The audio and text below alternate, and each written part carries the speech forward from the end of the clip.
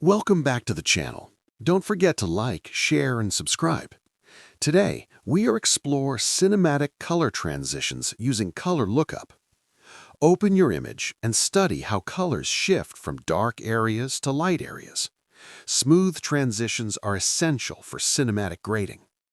Add a color lookup adjustment layer and preview LUTs that gently influence gradients instead of applying harsh color changes.